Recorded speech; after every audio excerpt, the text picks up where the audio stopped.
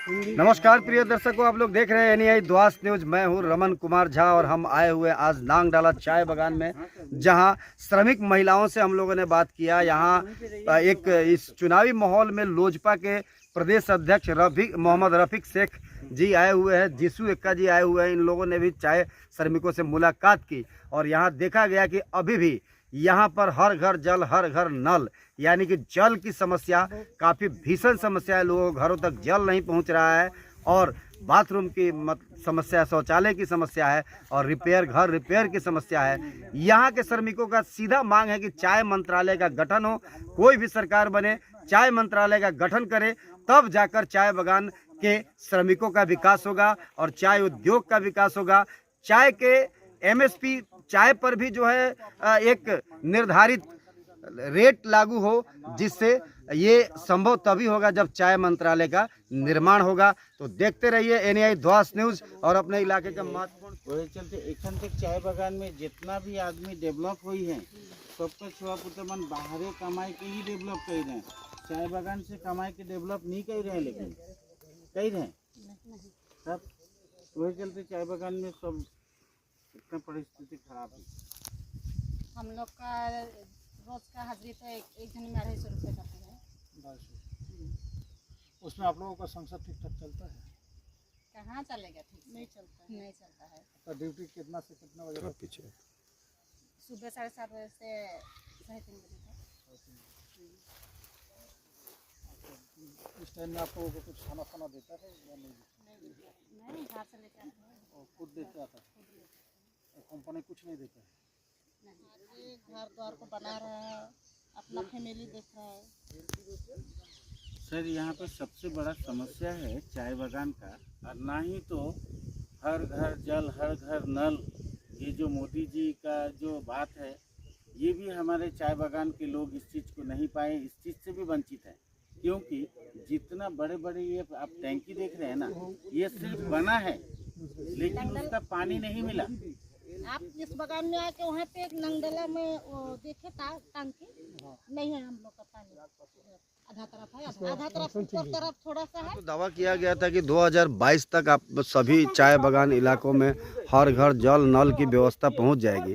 तो अभी 2026 का विधानसभा का चुनाव चल रहा है, अभी तक आप लोगों के घरों में नांगडाला इलाके में पानी नहीं पहुंचा है? नहीं पहुँचा। नहीं। और ये जो बड़ा बड़ा जो टंकी लगाया गया है, वो क्या सिर्फ खाली देखने आधा के साइड लिए में, आधा साइड में सही नहीं है। जी। क्या नाम है आपका? जुलिता बेग। तो आप लोगों को वाकई में पानी नहीं मिलता अभी तक? हर घर जल नल नहीं है। तो क्या कहना चाहेंगे? आप देख रहे हैं कि भारत के हर प्रदेश में हर घर जल हर घर नल की व्यवस्था है। यहाँ से बगल में असम चले जाइए, बिहार चले जाइए, लोगों को घर के अंदर भी जल का पाइप लगा हुआ है, बाहर भी लोग लगा के रखे हुए हैं। यहाँ ये स्थिति है। पश्चिम बंगाल में आप लोजपा के प्रदेश अध्यक्ष हैं, आपका क्या कहना है, क्या स्थिति है ये? मैं आज आके देखा है, लोगों का जो समस्या है ये बहुत ही दर्दनाक समस्या है। पानी भी नहीं है, शौचालय भी अच्छा से नहीं है। मोदी जी का तो सपना था हर घर में पानी पहुंचाना। हम आते रास्ता में देखा टैंक है, लेकिन ये लोग बोल रहे हैं यहाँ पे करोड़ों रुपया का फंड, यहाँ पर कई सौ करोड़ का फंड आवंटन हुआ है, वो पैसे कहाँ गए आखिर?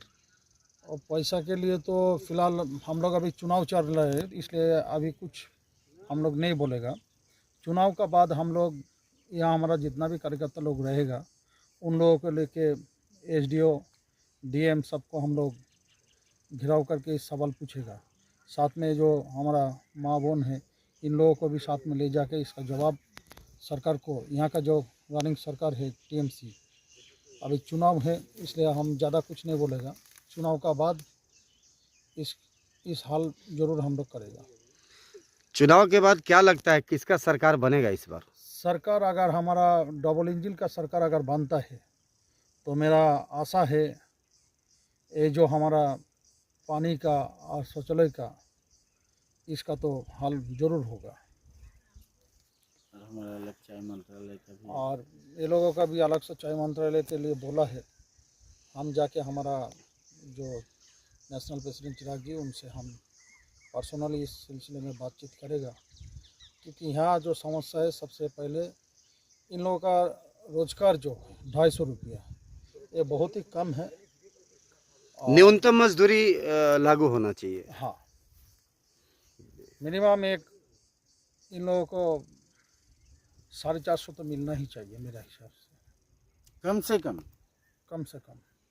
नहीं तो ऐसा एक आदमी अगर पकड़ लीजिए 700 मिलेगा तो उसका संसार आराम से चलेगा।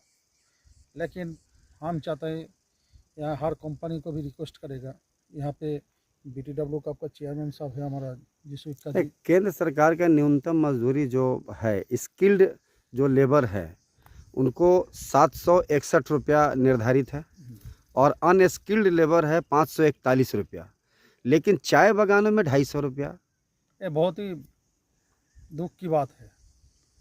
लेकिन साथ साथ ये भी देखना पड़ेगा हम लोगों को, 761 रुपये जो बोला आपने, इसमें भी जो यहाँ का कंपनी है इसको कितना बेनिफिट हो रहा है उसका ऊपर भी हम लोगों को देखना है थोड़ा, क्योंकि अगर कोई भी कंपनी लॉस करके तो सैलरी नहीं दे सकता है। लेकिन मैं अलग से चाय बागान में यहाँ का जो डायरेक्टर साहब है उनसे भी हम मिलने की कोशिश करेगा, उनसे भी हम पर्सनली उसको रिक्वेस्ट करेगा जो कम से कम आप फ़िलहाल अभी 450 कीजिए, उसका बाद आपका डेवलप्ड अगर होता है इस काम में तो उसका फिलहाल इन लोगों के घर का रिपेयर हाँ और नए घर और जो जिनका गिनती में नाम अभी तक नहीं जुड़ा है इसकी जरूरत विशेष करके। हाँ हाँ, ये तो जरूरी है जी। आपका परिचय? मैं अभी हमारा लोक जनशक्ति पार्टी का अध्यक्ष मोहम्मद रफीक अली शेख, पश्चिम बंगाल।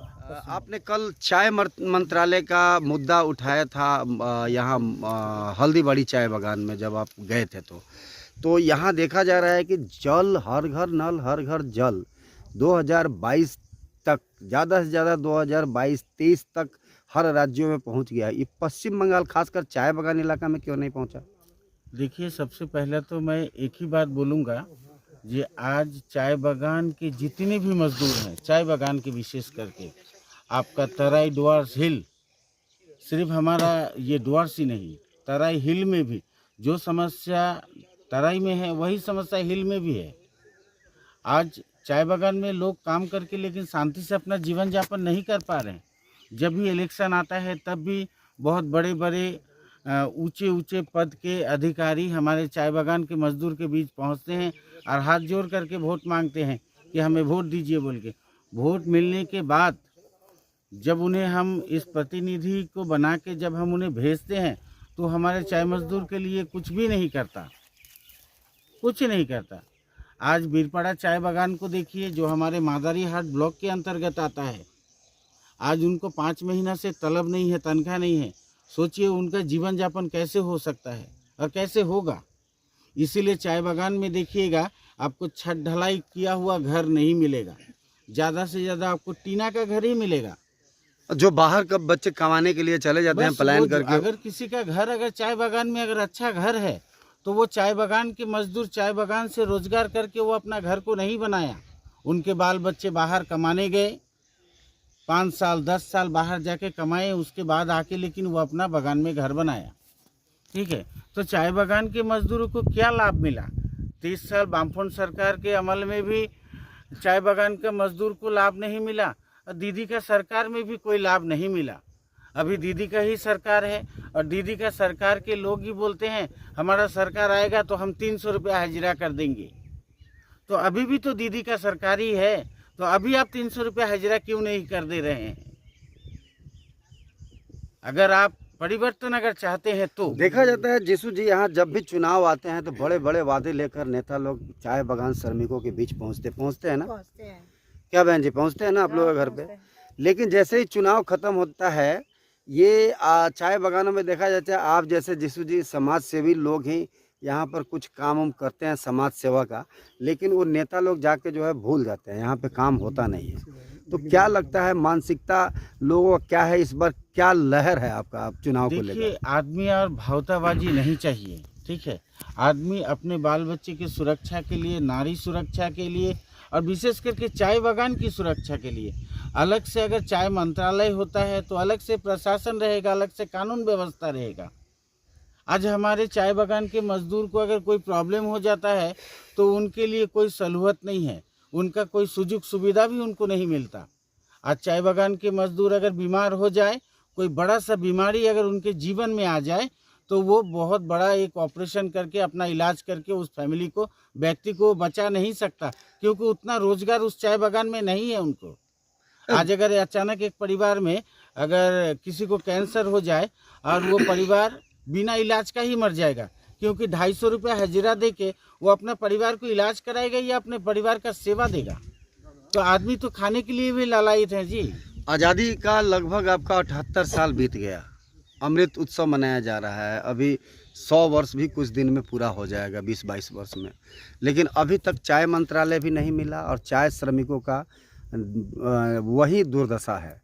तो क्या लगता है इस बार परिवर्तन होगा? चाय श्रमिकों के लिए कुछ उम्मीद दिख रहा है आपको? एकदम एकदम एकदम, अगर परिवर्तन होना ही होना चाहिए, क्योंकि अगर चाय मंत्रालय चाहिए तो फिर परिवर्तन होना चाहिए। किसकी सरकार आनी चाहिए? एकदम बीजेपी गवर्नमेंट का सरकार आना चाहिए और चाय मंत्रालय हमें मिले, हमारे चाय मजदूरों को लाभ मिले, क्योंकि वोट तो हम हर साल वोट तो दे ही आ रहे हैं ना, 5 साल में तो वोट दे ही रहे हैं, तो कहाँ हमें कोई फायदा तो नहीं मिल रहा, कोई लाभ तो हो नहीं रहा। तो एक बार बदल कर देखना चाहते हैं? एक बार बदलना चाहिए, एक बार तो बदलना चाहिए, मैं तो सोचता हूँ बदलना चाहिए। आप लोगों का क्या कहना है इस बार, क्या उम्मीद है आप लोगों का लाभ होगा? रखते हैं बगान में कि बगान की सुरक्षा सही ढंग से किया जाए।